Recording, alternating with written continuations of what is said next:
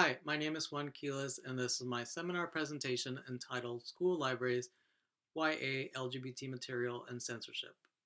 And as you can probably tell from the title, my presentation is about school libraries, and in particular high school libraries, and how well they meet the information needs of LGBT students, and what role, if any, does censorship play in the inclusion of LGBT materials in library collections.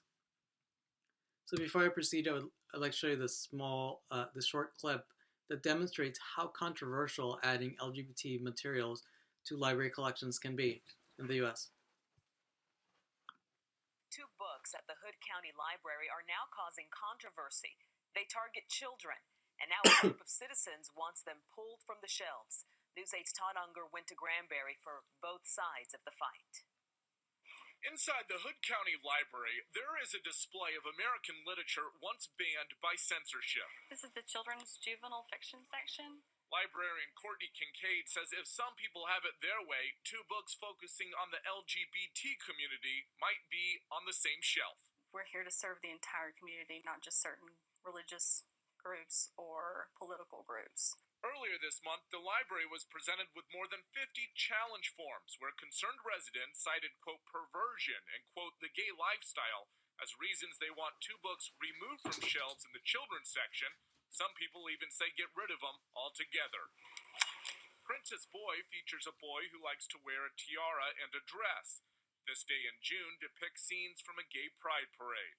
Lesbians and gays are in this community, and they deserve to have some items in this collection as well. Granbury City Councilwoman Rose Myers says a constituent whose child started asking questions about the books was the first person to raise concerns. In a statement, she told us, quote, can a 4-year-old understand the content of this book without the help of an adult? In my opinion, no. This Day in June has been relocated to the nonfiction section, but Princess Boy is staying in the children's, and both will remain in-house, along with 58,000 other publications which cover just about everything you can imagine. We have anything from witchcraft, 50 Shades, the Quran, the Bible. Now, ultimately, it may be the county commissioners down there that have the final say on all of this. They are set to hear some public comment at this, most likely at their next meeting in a couple of weeks. By the way, we asked around at some other public libraries, and a lot of them, like right here in the city of Fort Worth, do have both books and keep them both in the children's section. Reporting live, Todd Unger, Channel 8 News.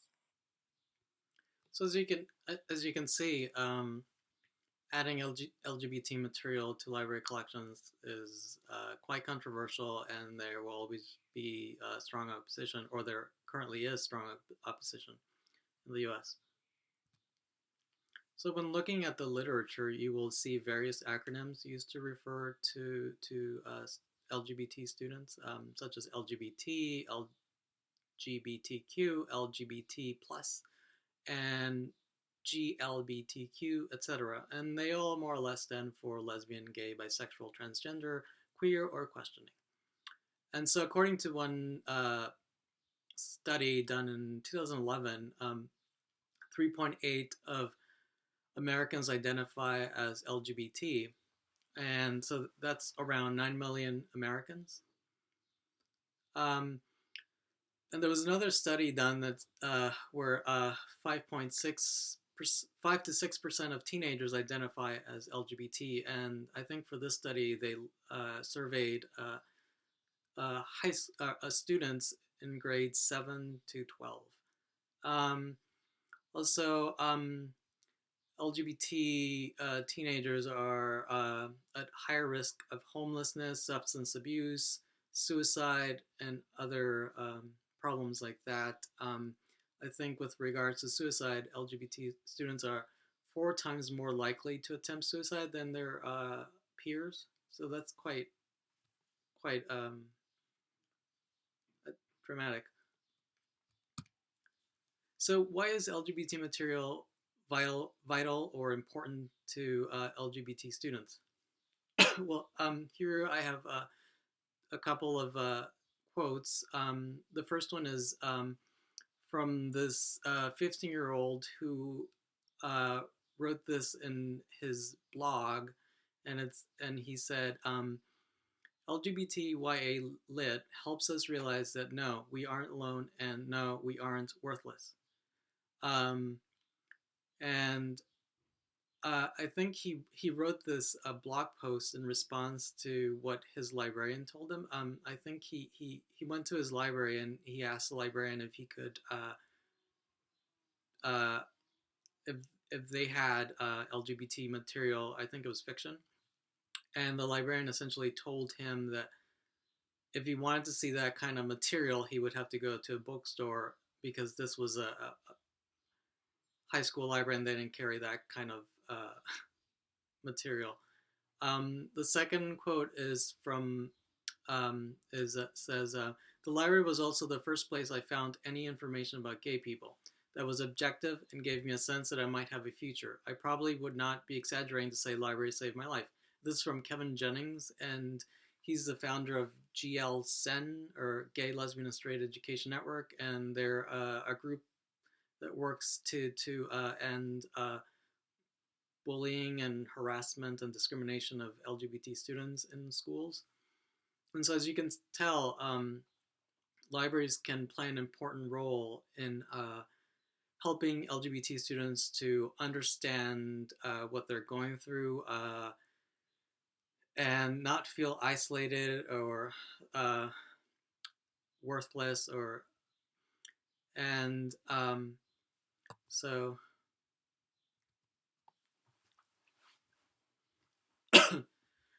according to one study that I saw in the literature, libraries are heavily used by LGBT teens. One issue was of how to record usage of LGBT material and how well they circulate was that LGBT students do not, more often than not, they will not check out the material. They'll read it in the library, and because they're too embarrassed or ashamed or scared to check it out. And so it's difficult to measure use or circulation of this material.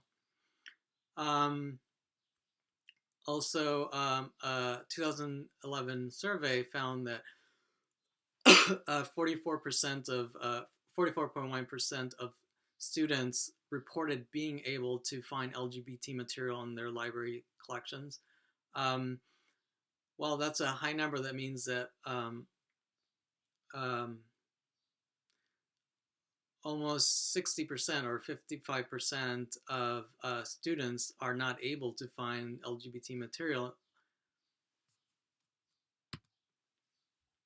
But LGBT material is not only important for LGBT students, it's also important for other students because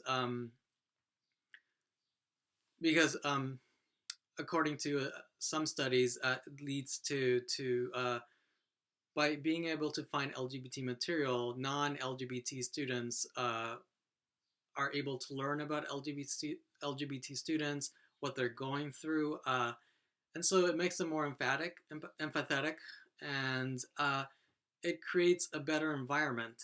Um, and according to a GL-SEN survey, 50%, more than 50% of LGBT students feel unsafe at school because due to their sexual identity. So I think creating an environment that can be supportive to their learning, and that an environment that embraces them and they don't feel insecure is something we should be striving for. And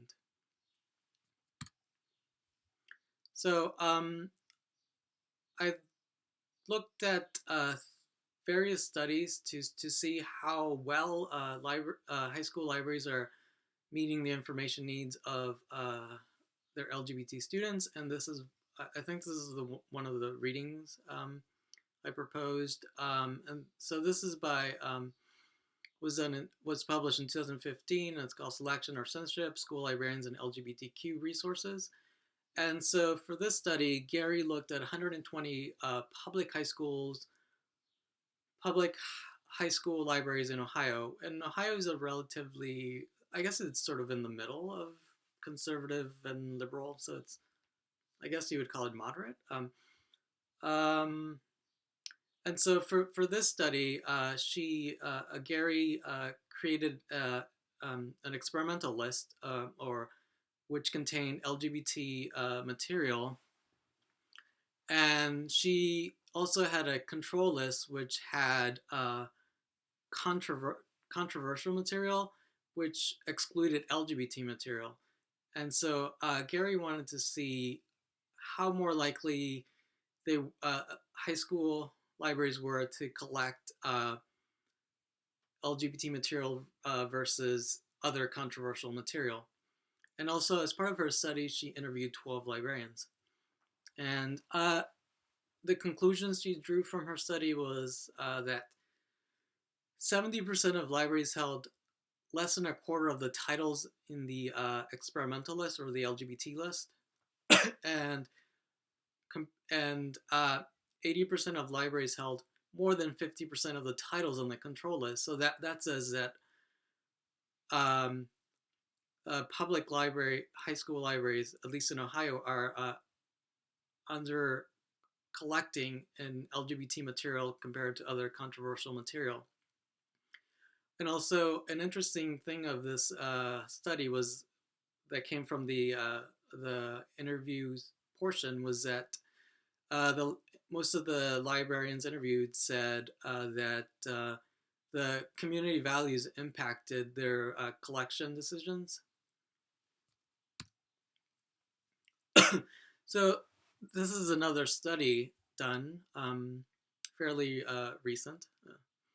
Uh, and so it's by Altman, and it's called Variables Related to School Media Center LGBT Collections. And Altman looked at school media centers in two different states, and she one in the Northeast and one in the South, and she did not identify the states, but she chose them based on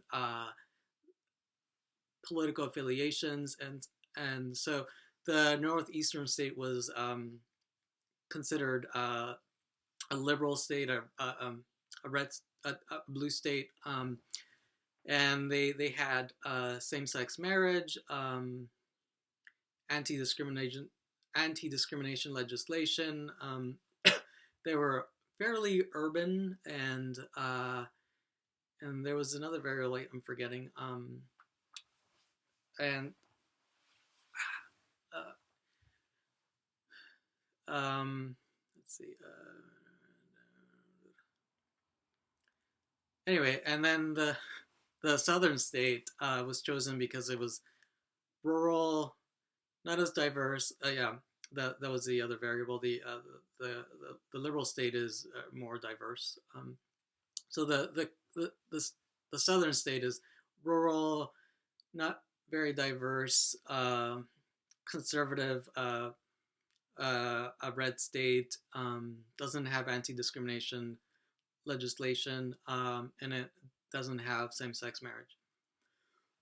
So Altman looked at 63 schools in the liberal state and at 74 school libraries in the southern state, and Altman created a list of 110 items that were explicitly LGBT focused, and so these were items that had received an award or been nominated for an award for LGBT literature, and I think Altman also used a LGBT guide for the selection of LGBT material. And from her study, she found that actually there wasn't that much of a difference. The liberal state, the school media centers there had on average held 20.5% of the titles, whereas the southern school media centers held just 20% of the titles. So that's not really much of a difference. And so that tells you that even if the state is liberal and open and tolerant, the libraries there are not collecting as much as you would expect them for being so liberal, and so this was quite surprising. So how does this compare to other types of libraries and their collections of LGBT material? So there was a 2004 study of Canadian public libraries, and the author found that non-LGBT YA fiction titles were 70% more likely to be purchased than LGBT titles. So that's quite a significant difference. Also, there was a 2001 study of public libraries in 5 southeastern U.S. states, and the authors found that only 25% of the counties in the state, in these states, held more than 50% of the LGBT titles in their list. And there was a 2014 study of academic libraries that have programs supporting teaching or LIA accredited LIS programs, and they found that on average the institutions held 18.2 titles, and this was out of 237 titles on their list. So that's quite a difference there, and it's surprising because you would expect that academic universities and academic libraries would not have this issue because they have greater intellectual freedom than, say, school libraries or public libraries, but doesn't seem to be the case. So what does LIA say about censorship? Well, the freedom to read statement, Proposition 1 says, it is in the public interest for publishers and librarians to make available the widest diversity of views and expressions, including those that are unorthodox, unpopular, or considered dangerous by the majority. Also, Proposition 5 of the Freedom to Read Statement also says, it is not in the public interest to force a reader to accept the prejudgment of a label characterizing any expression or its author as subversive or dangerous. And then, of course, the Library Bill of Rights, the second article says, libraries should provide materials and information presenting all points of views on current and historical issues. Materials should not be proscribed or removed because of partisan or doctrinal disapproval. And looking at what the U.S. Constitution and censorship says, there's several rulings. This is one of them. Board of Education, Island Trees, Union Tree Free School District, number 26 versus PICO. And in this one, Justice Brennan ruled that local school boards may not remove books from school library shelves simply because they dislike the ideas contained in those books and seek by the removal to prescribe what shall be orthodox in politics, national religion, or other matters of opinion. In other words, students have a First Amendment rights, and you can't take them away.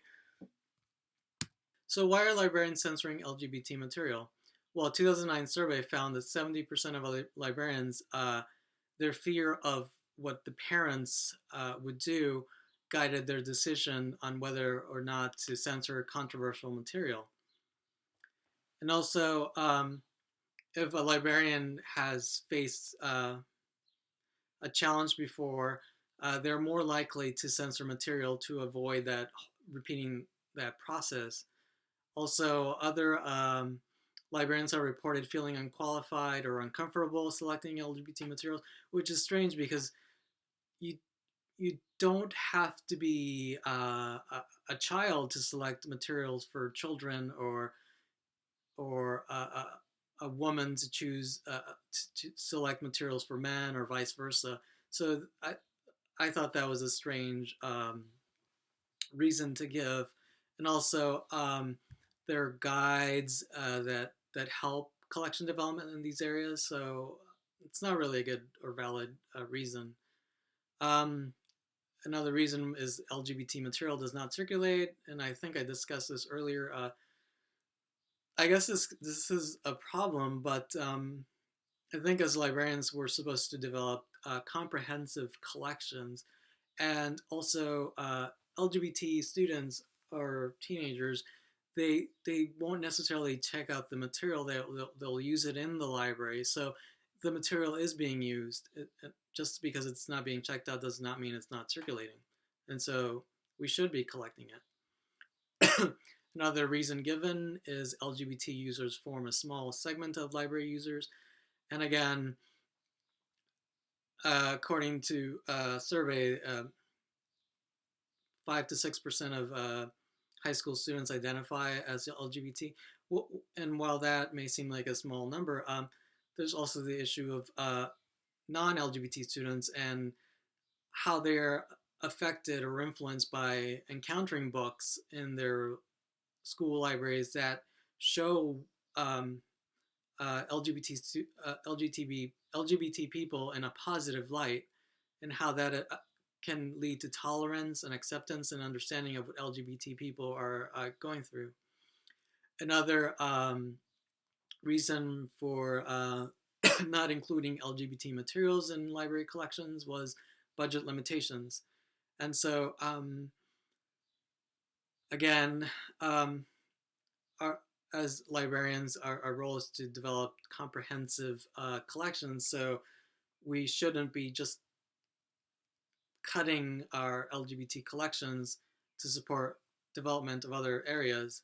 We should apply cuts to equally. Also, I read an anecdote in the literature of a librarian who said that she would purchase all other types of materials, and then that way she would run out of money or funding, and then she could use that as an excuse for why she was not purchasing LGBT material. That way she would not have to deal with the material being challenged. And also, there was another librarian reported acquiring the LGBT material for their library collections, but then cataloging in such a way that you would not be able to find it. And so I think Dr. Ness had discussed an example like this in one of her previous lectures. And also another reason given for why librarians are censoring LGBT material is because of administrative pressure. So they don't feel supported by their administration, and so if they don't have that support, they fear that if they acquire the material, they will face a challenge, and the administration will not support them, and it just will make it a lot more difficult for them. And also, if they're going against the administration's wishes, they might lose their job.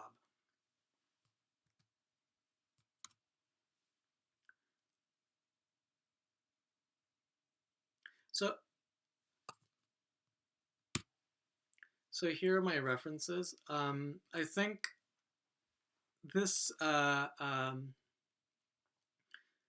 this topic raises a lot of issues with regards to collection development and censorship, and our librarians violating their professional ethics by not collecting LGBT material, and also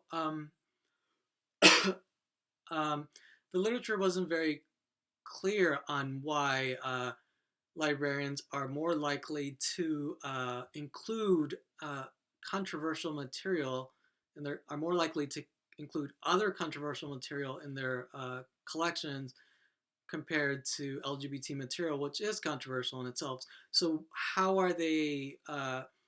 Why are they more likely to include other controversial material than they are to include LGBT material? So what is driving that difference?